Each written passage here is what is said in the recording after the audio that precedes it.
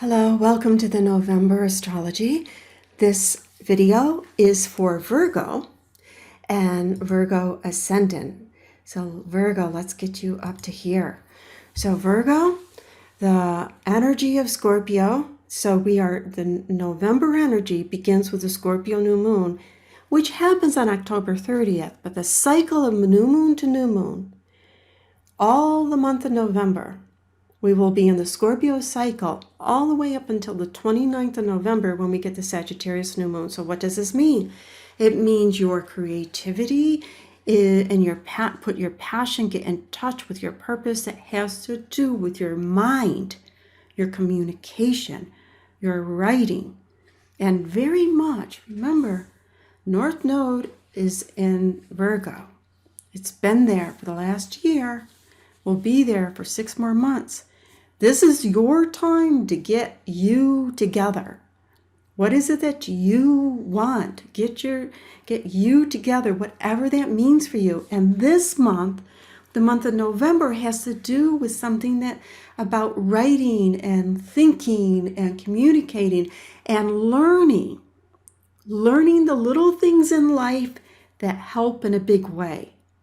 You know, have you ever how do I do this? It's just, what button do I push to make this work? How do I get this done? All I want to do is something on the computer or something on my phone or something on my camera, and I can't figure it out. So frustrating. The little things that can make life so much smoother. This is this month for you to figure those little things out and get them handled, basically. Get it done. A lot of movement this month. Mars goes into Aquarius. Aquarius is that adjustment angle in your chart. So there's this adjustment. What do I need to adjust to in my life with this Aquarian energy? It also is going into a part of your chart that represents your routine, your health, your schedule, and putting some effort into it and making it your own. Make it your own, something unique, that it feels right for you. It doesn't have to be how everybody else does it. That it just feels, okay, I can do it this way. I can make it happen this way. And then we have Venus shifting into Capricorn on the 11th, Earth sign to Earth sign. So Venus in Capricorn is a harmonious thing, and it can start to stir up. Making sure you really feel like this message from the universe says, hey, what do you love to do? Put some time into the things that you love to do. And then Mercury goes into Sagittarius on the 12th, shifting into, I'm going to say what I think, whether you want to hear it or not. The Mercury in Sagittarius is in an aspect or part of your chart, which is on the bottom of your chart, which this an angle to your ascendant is about, what is it that I'm thinking? What are and a lot of thoughts that can come up that have to do with early childhood, basically. So there can be this energy that comes up for you where you're thinking about things that happened to you when you were just a kid. Now, the full moon, you got this full moon energy on the 14th, but the energy will be felt leading up to it on the 12th and the 13th. So that weekend, a lot of feelings, a lot of emotions. This full moon, they call it a super full moon because the moon will look really big. It's very intense. One of the most intense moons as a generality of all the cycles, because Scorpio is about intensity. It is about passion, and Taurus is very sensual. It's very sensual energy. Very sexy energy. And with Venus being in your house of romance, can be a nice weekend of romance for you. Now, on a global level, there's other stuff going on, which is this archetype of the feminine energy, being wild and no more BS and get out of my way because I'm here to have what I want. Don't exclude me anymore. Don't con me anymore. You can't con me anymore. I see it. I see it as it really is. Now, look at this South Node with Neptune. This energy for you, it can be that there's somebody that you give up that you release in terms of relationship. Doesn't have to be a romantic relationship. It can be your relationship with whomever. And somebody that you knew in the past. Doesn't have to be an intense relationship, but just some type of relationship. And if you're, even if you're in business or working, you could have a relationship with, I don't know, just somebody you do, who supplier or something. It's like, no, that isn't going to work anymore. Now, on another deeper level, it's about getting in touch with your spiritual wisdom. And the wisdom you already know. So you could have a book or audio or something about meditation techniques, different types of techniques. You already know it. Don't forget that. Bring it forward. What else could you be giving up?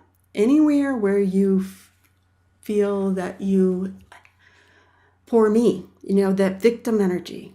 So there's this giving up. Now also, because it is in the house of other people,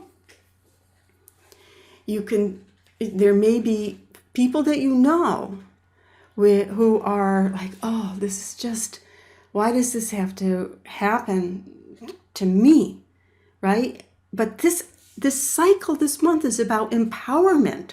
Scorpio is about empowerment, our own personal power, not plowing people over, but that inner knowing and knowing the difference. It's not about the outside world. It's about the internal world. Really sensing that. Now, as we move further along here, we have Neptune going direct on the 19th. And whenever planet's direct, it has more power that time than any other time of the year. And this is extra important, where that sense is getting in touch with your spiritual wisdom, that knowledge that could go past lifetimes. I know that I know this. Where's my spiritual connectivity? And as we move forward, if you can do this now, December will be a lot smoother for you. We have the sun shifting into Sagittarius on the 21st. So that sun in Sagittarius energy, it highlights that space of that routine. Where's my routine? Where's everything that I need to do? It will highlight this energy of Mars, and which is the routine energy. Okay? But the sun in Sagittarius is, here's my home. Okay? So sun in Sagittarius, we got all the Sagittarius energy here. We have the sun, we have Mercury, we have Saturn. Where's my home life? Do I feel at home? Do I feel safe? Do I feel secure? Do I like where I live? And this is also the house of the subconscious that's here. And these are your days, because the moon will be in Virgo. So the moon is in Virgo. This is your time where you could feel that a lot of stuff happening that's going on that emphasizes the general Virgo vibe. Do I have the routine of my life together? Do I have the work that I want to do?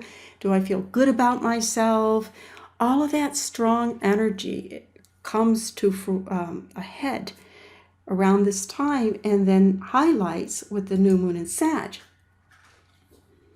And why that Neptune energy was so important to get a handle on, like boom, where's my spiritual toolbox, is because the new moon in Sag is square Neptune.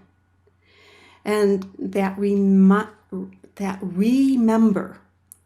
I am remembering. This is the fourth, the solar fourth house. It's this depth of the subconscious, this real strong depth of the subconscious. I am remembering from wisdom. It could be ancient wisdom about my spiritual purpose, spiritual knowledge that will enable me to put together in my mind my beliefs and my ideas in order to move forward into December and have December be a pretty smooth month, and being able to manifest. Sagittarius is about Don't limit me. Let me dream my dream. Let me go for it. Let me reach for the stars. Have a great month, and thanks for checking it out.